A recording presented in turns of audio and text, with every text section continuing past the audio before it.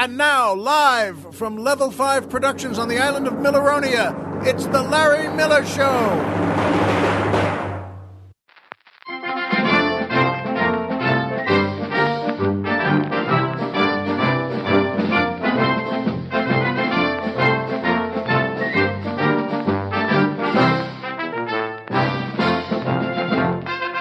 Good evening, Mr. and Mrs. America, and everyone who loves a big Christmas party.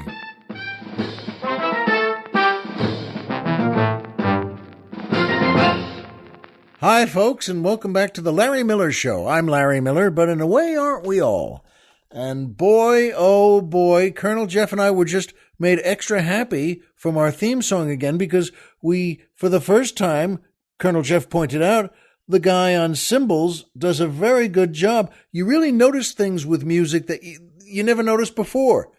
And so we were both giggling to beat the band, so to speak. And boy, I love that theme. And it's just great to be back here on Milleronia, by the way. It's gorgeous today. Yes, I know I control the weather, but it's still beautiful and worth pointing out. And this is a great time of year, you know, to come back at holiday time near the end of the year and, well, to get gifts and wrap them and to see all the citizens here that I like very much. I care about them very much. And, of course, they adore me because I am the Miller from Milleronia. But you know what? In all honesty, folks, it's a great place to be for the holidays. And we have great shows we put on. Plays in the park, and it's awfully nice, and all the children at school put on their plays too, and all the parents go because it's the law. But of course we all go there, and I'll be honest, you know that this time of year we happen to have, well, a dozen volcano sentences and trips to be made, and the people begin to say, well, Larry, you know, we'd like you here for all the volcano executions. And I said, you know what, they're right. And it's, in fact, not a dozen, it's a baker's dozen of volcano trips, and all of them, well, not all, let's see, 7 of them are to volcano number 1, and 5 are to volcano number 2, which is, it's much worse. And, you know, we decided to have, I decided to make it, you know, the unveiling, so to speak, of volcano number 3. So that 13th fella is a very loyal citizen of Milleronia. And to be honest, just entre nous, he didn't do anything that bad, but, well, everyone wanted to see volcano number 3 work. And I'm not even sure what we're going to do yet. And I'm whispering because I don't want him to hear. But he's a good sport for doing this. I don't think he knows quite yet what it means, but he will soon enough. In any case, it's great to be back, and the music makes me feel so good. That, of course, that's the Alan Thicke Orchestra and the Larissa Juarez Dancers, featuring boy tenor Mike Lucking, asking the musical question, do we switch from global warming to global climate change this week? Yes, Mike, we do. And make sure for you and everyone else, make sure you go backwards this time, and because that's what happens in autumn. We go backwards. And by the way, for the future, for all of you, remember, we always say, fall back, spring ahead, and always bring a sweater. And of course, that's, good advice for any kind of giant temperature change. But thank you, Mike. That's a good one. It's a heck of a question.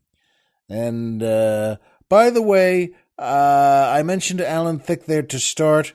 And Colonel Jeff feels the same way. He passed on just recently, a day or so ago, maybe 2 days ago. And you know something, folks? I didn't know him. I don't know if we ever met. Maybe we passed somewhere along the way. But everything I've read about him, about Alan Thicke on the internet, all people, and starting with Fred Willard, all people I adore, and people who just loved Alan Thicke, and they were so open about saying, they were sorry that he died so suddenly, And he wasn't an old man. I think he was 70 or something. But he died, as they say, as I've read anyway, well, he was playing hockey with one of his sons. And he more or less collapsed that way. And it was sort of like, it makes you think of that, one of the great scenes from The Godfather where Marlon Brando, is playing with his grandson there in the garden, and and he puts a little piece of the orange in his mouth, and the son, he chases him around some of the plants there, and then he dies playing with his grandson that way. So, Alan, you know what? So dying playing hockey is, as the Colonel pointed out, that's probably a very nice Canadian touch on the whole process. And I think so too. Alan was, everyone seems to have loved Alan Thicke, and I wrote back to Fred Willard that, you know what, I didn't know him, but if you loved him and you and your wife Mary loved him, hey, that's good enough for me. And so onward and upward, Alan. And, I'm glad you were there, and I'm glad where you are now. Alan Thicke, I just want to tell you, wrote also. He was a composer. He wrote the theme to Different Strokes, the television show, and the themes to The Facts of Life, The Joker's Wild, and the original theme of Wheel of Fortune, and many others. So it's always interesting to me, well, how do you like that? That's another how do you like that? One of those, when someone does 2 or 3 or 5 things at once, you want to say, get a load of you. That's pretty good. So, well done, Alan. And a lot of people love you and have written to say so and expressed themselves, but I'll bet you know that already. And by the Larry Miller Store and Amazon and PayPal. And boy, oh boy, folks, you know what? I'm very proud to talk about the Larry Miller Store and Amazon and PayPal too. The Larry Miller Store is now open for business, and it features 3, count 'em 3, soon-to-be classic T-shirt designs. I love all of these. One is the Larry Miller Drinking Society shirt, featuring the famous LMDS logo, Nominum Quid Geminis, which means, you call that a double? I'm sure you've been in bars from time to time where, maybe it's late at night, or maybe it's 10 in the morning, frankly. And you're just thinking, you know what? And you order a double, and you want to see a double that looks like a double, that feels like a drink, a real man or a real woman can pick up and feel proud of. And I'm sure you haven't gotten it. And you look at that bartender, and you've wanted to say from time to time, hey, you call that a double? I ordered a double. And that's a great T-shirt. And the brand new Keep Calm and Larry On shirt. And I love that. It's a great thing. Keep Calm and Larry On. It's based on the what the British used to do during World War II and during the war on Britain and during when the Nazis were coming over every day and then twice a day and more and just bombing everything in London. They killed many, many people. And they had a poster with the crown on it, and it had a very official look, and it said, keep calm and carry on. And I always thought that was a terrific thing to say. Yes, that's what you should do. Keep calm and carry on. We'll carry on here. And so, at any rate, our T-shirt says, keep calm and Larry on. And as the Colonel has pointed out, it's not just a mantra for life. It's the motto sensation that's sweeping the nation. I think that's still fun to say, too. And finally, by the way, just show how tough you are with the brand new I survived volcano #2 and all I got was this lousy T-shirt. You know what? And, that's a good one, too. All of our shirts are printed on demand, and that means you can choose from a variety of colors. And they're available both in gentlemen's and ladies' cut for the T-shirts. And as I've pointed out before, I love using the word gentleman there because it's usually only used on billboards for strip clubs. I don't know if you've noticed that, but yes, it's a gentleman's club. Come by to our gentleman's club. You know, as if the only guys you're going to see in there are David Niven and Winston Churchill. But in any case, we have those cuts. So go to LarryMillerStore.com/store. LarryMillerShow.com/store. And it says on the bottom there, that's LarryMillerShow.com/store. But I'm very proud of it. And Colonel Jeff did a great job putting that all together. And you know what? That's a terrific thing to do to get for gifts. I just realized, you know what? It's a good time of year for gifts. Those are great items to get as gifts. True, it doesn't exactly match up to $1 billion of diamonds. But you know what? What do you need those for anyway?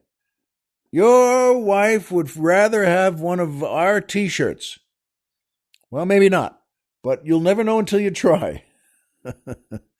And by Amazon, still my favorite company because they do something.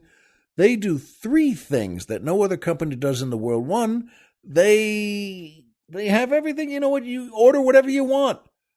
Order whatever you want and you'll get it. Two, they already have it. It's sitting right there. They don't have to make it. They don't have to order it. They don't have to, borrow it from someone. They've got a zillion of them sitting right there, ready for you.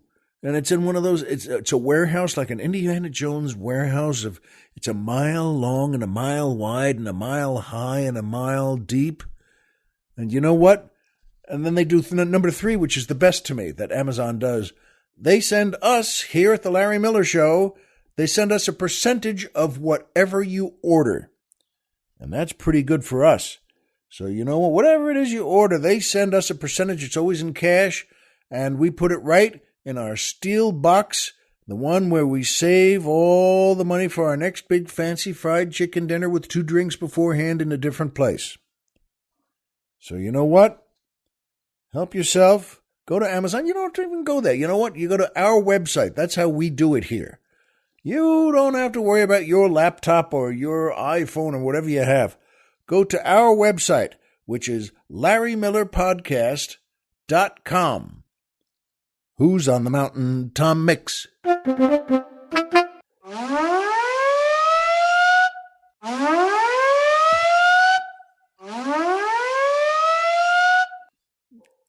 That's pretty good. I think we might have just terrified our dogs here, but it kind of threw me for a second. That was a pretty good sound. Holy mackerel. Speaking of keep calm and Larry on. That was a good one, Colonel.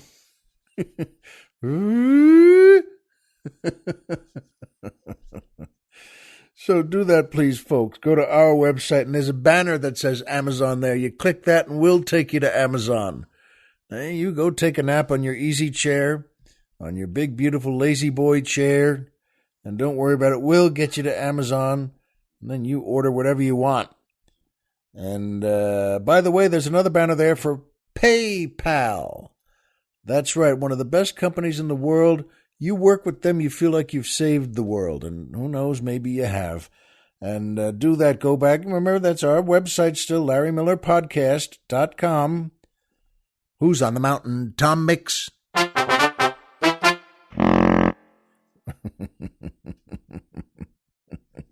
Still, that sound, boy, that's a low tuba note. Just sounds like even cows and bulls would say, I'm so sorry I've eaten too much grass. But you know what? Do that. Go to our website. And PayPal has a banner too. And instead of saying donate or pay what you like, I always like to say, buy us some drinks. Because there are different levels. Level 1 through 5, all the way up to... We're driving to Florida!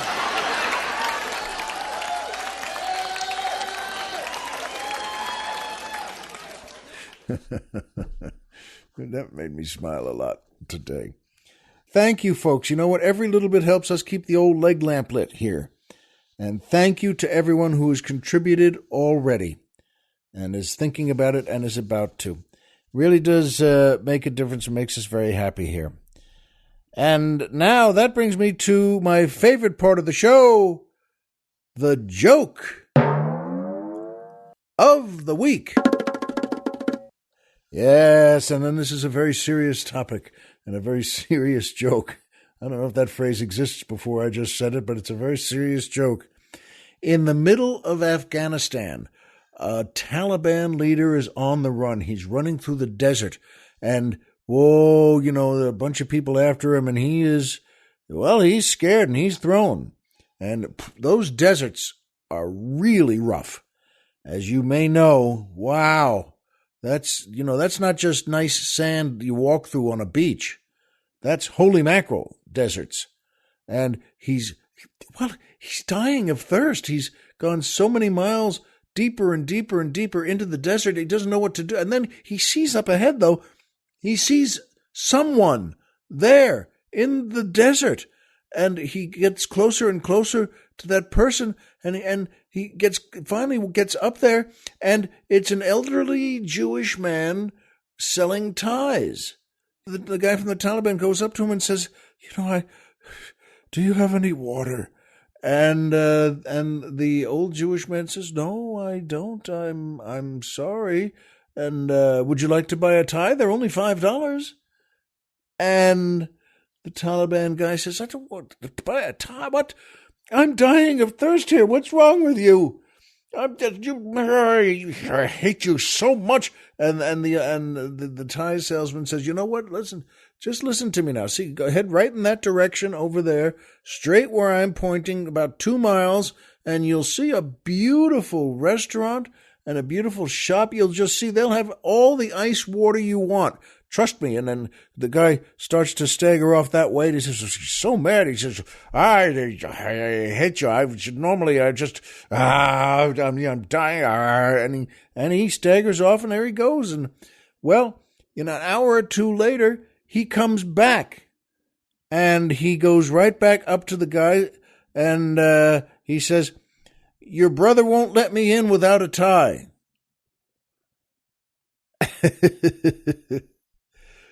We got a kick out of that. We thought that was pretty neat.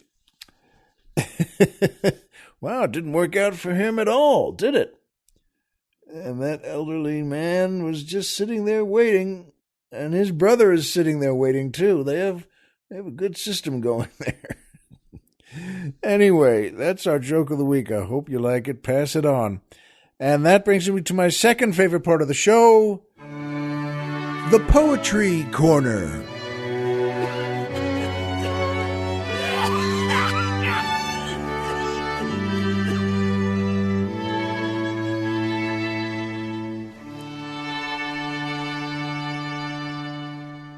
Oh, that string quartet sounds very peaceful today and very joyous, which is good. This is by the great poet John Greenleaf Whittier, who, by the way, has a poet's name. We've talked about that before, but, if your name is John Greenleaf Whittier, you might as well be a poet.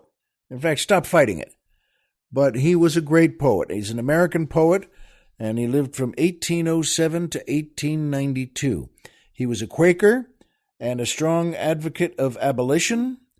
And here's something interesting. Unlike most poets, he was very highly regarded in his lifetime as a great poet. That doesn't happen all the time, but it's happened today, and it's happened with this one, and we're glad he wrote it. It's called The Cry of a Lost Soul by John Greenleaf Whittier. In that black forest where, when day is done, with a snake's stillness glides the Amazon, darkly from sunset to the rising sun.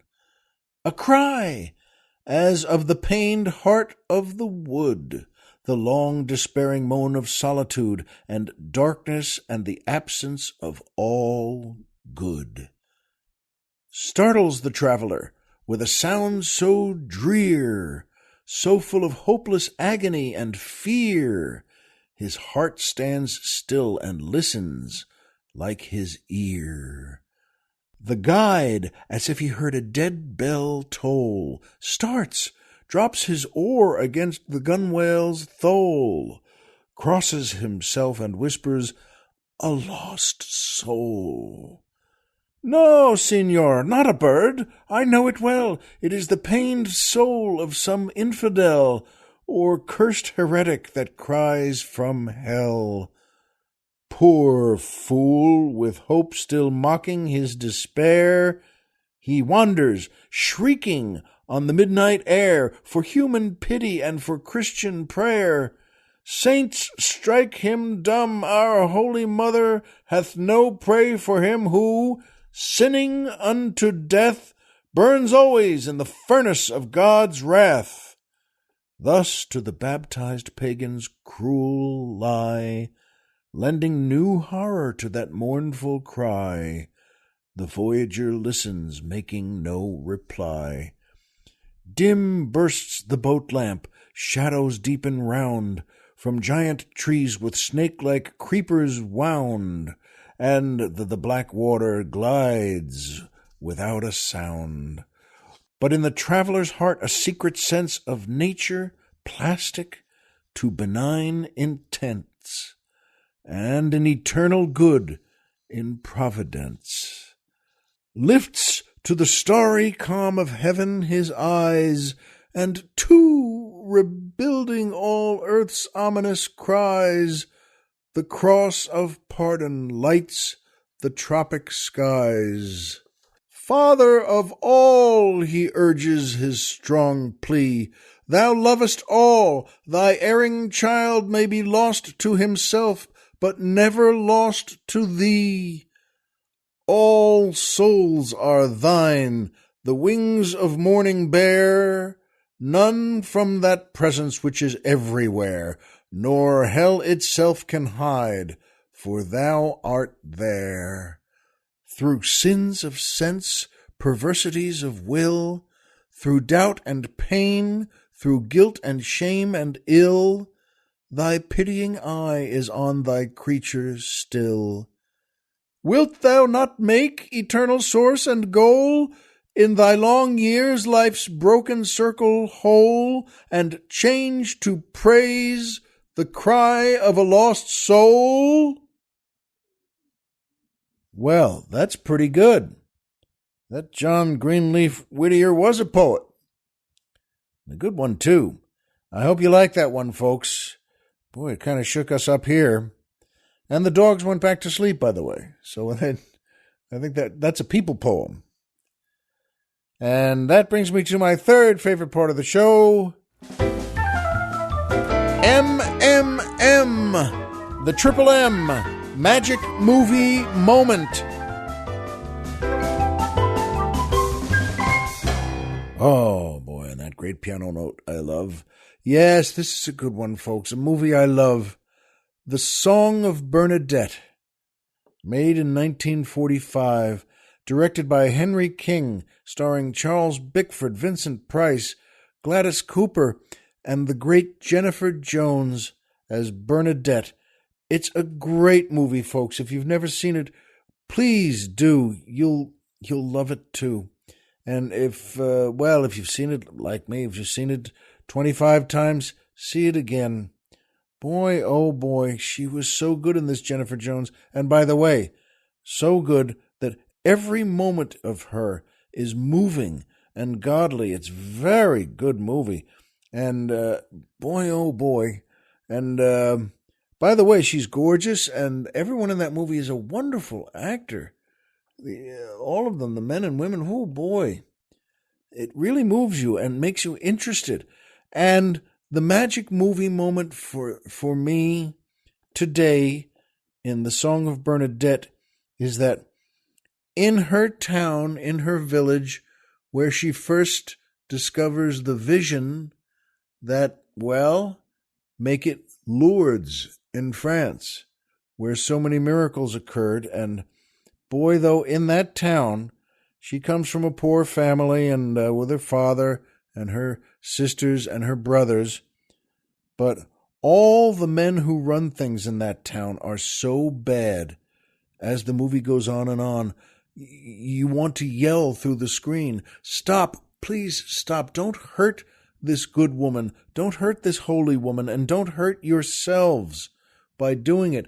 It's wonderful how bad they are, and it's so obvious to you and to me, and it's as part of the movie as the story goes along. And I don't want to spoil anything for you, but as it moves, as it goes along, well, ultimately, Lourdes is discovered by this young girl and created and followed.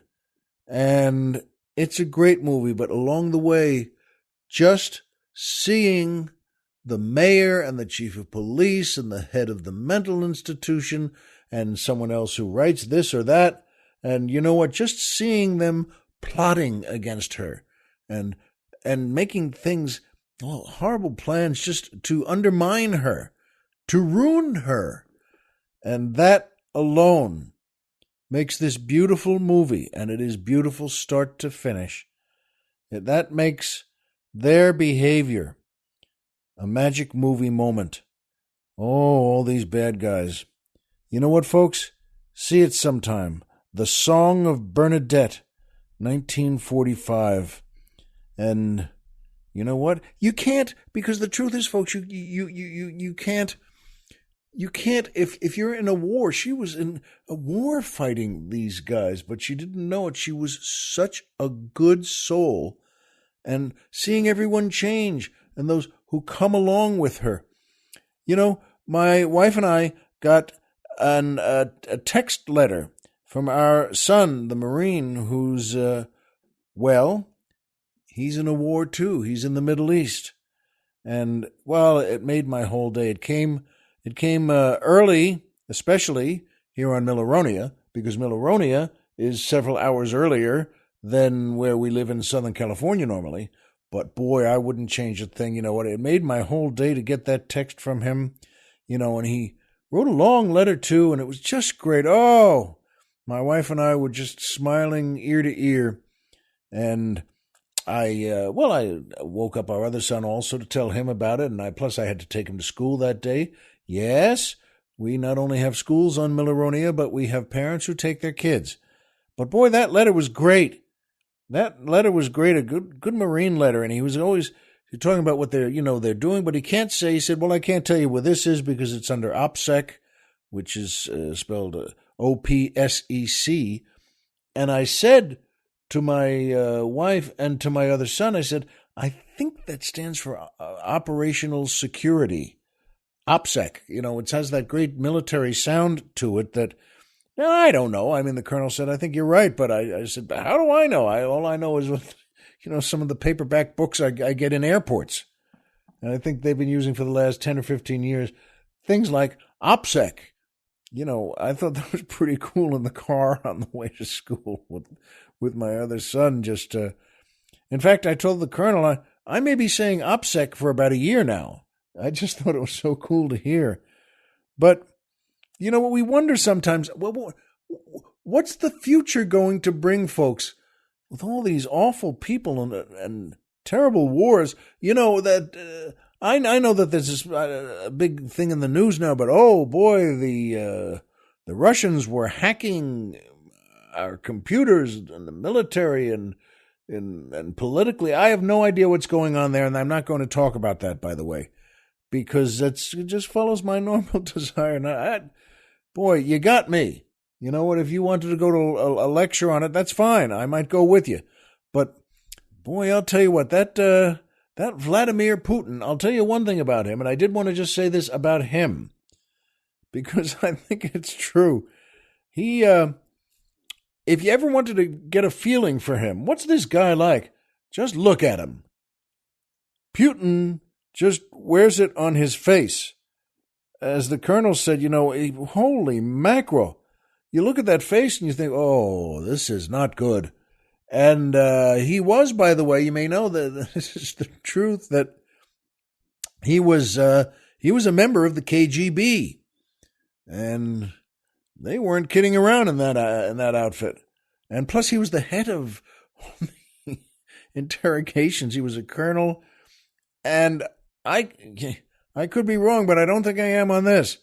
If you were in a room waiting to be interrogated and the door opened and he walked in, what would you think then? You know, you'd look at that face and you'd think, oh, this is not good. You know, and you just know that even if I tell him everything he wants to know, that's not why he's walking in the room. He's walking in the room because he loves it and because he's really, really good at it. And it doesn't matter what you tell him. You'll tell him whatever he wants, but he's gonna beat you till it's no fun for him anymore. And it's always fun for him. That's the thing about that face. You just look at that and think, he's not kidding. He loves that job, and he likes walking in that room just to see your face go, oh no, this is very bad for me. And it would be, it would be, because we don't know in our politics, which are certainly, I guess, a bit crazy here and there, but whoever you like, you dislike, whether Bush, Obama, Clinton, Grover Cleveland, anyone, it doesn't matter. Some were crazy, and all our presidents, and some were crooked, and but even the really bad ones were like a tea party compared to Vladimir Putin. I mean, let's be honest. On Judgment Day, even God's going to say to Putin, well, hi, can I get you some vodka, anything at all? Even God's going to think, I got to get this guy out of here right now because that face is too hard to look at. God could think, I made that face and I still don't like it. So, you know what, though?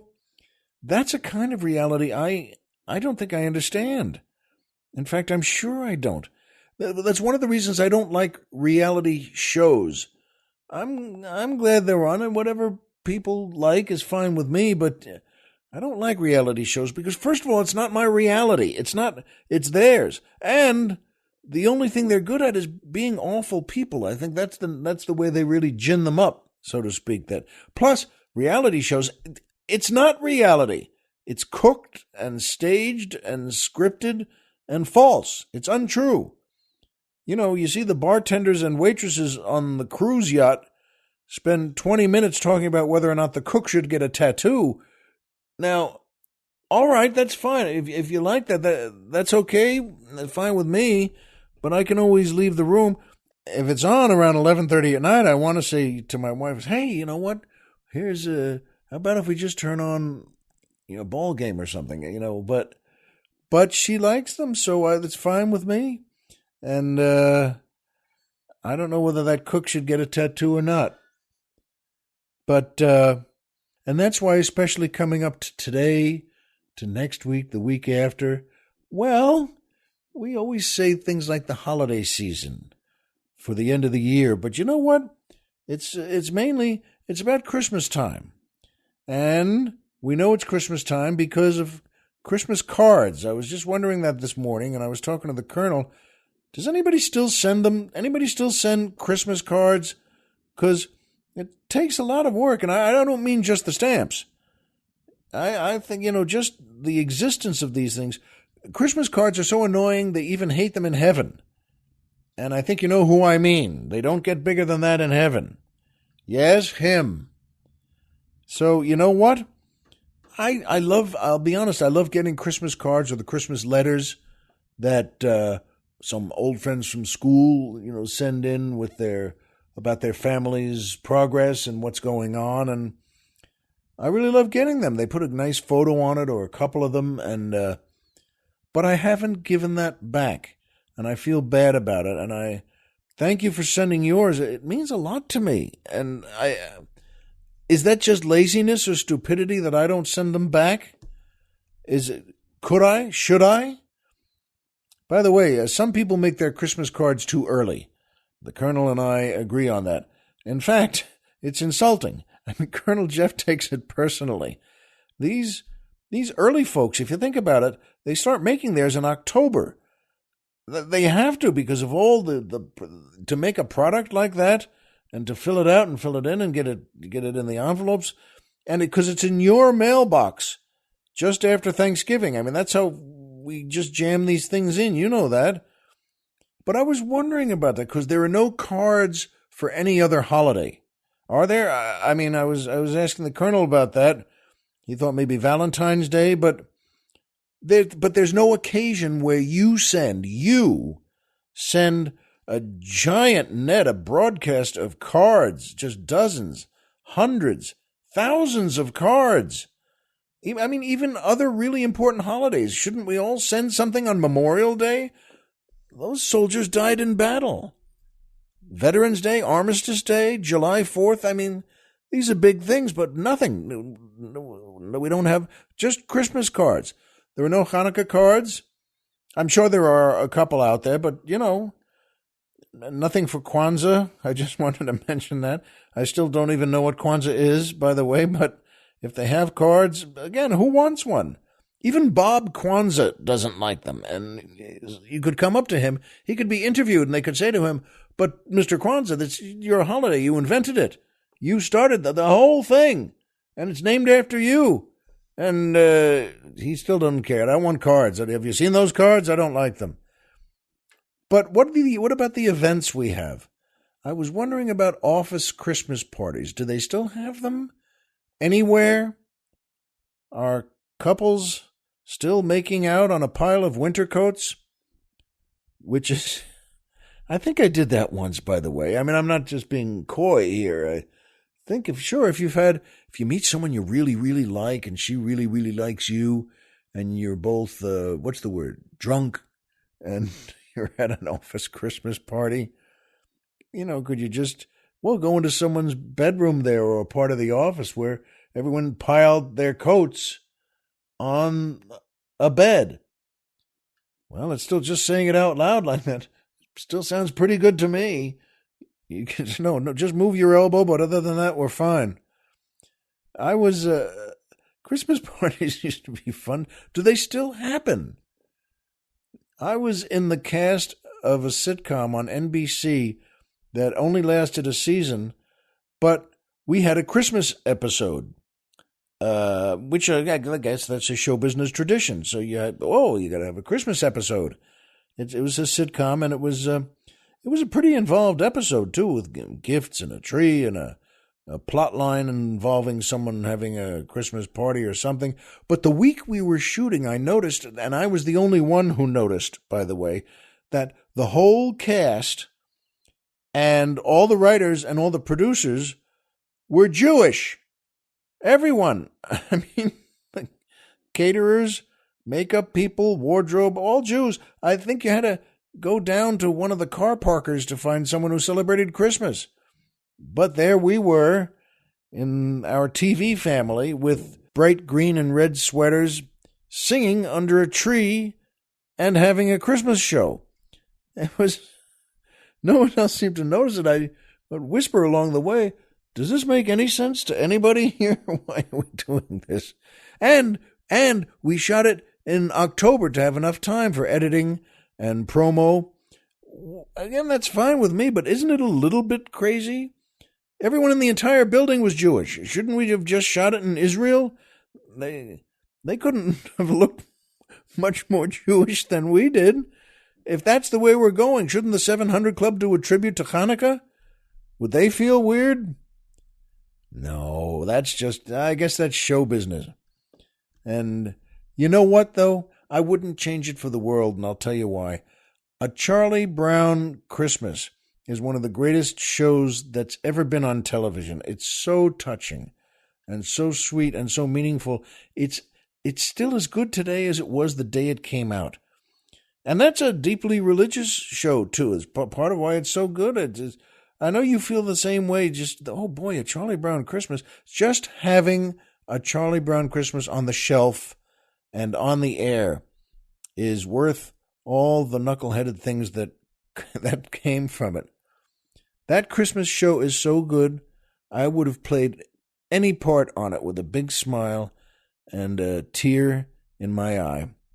Hey, well, at least so far I haven't had to play Santa. That would, I don't think Santa wants that.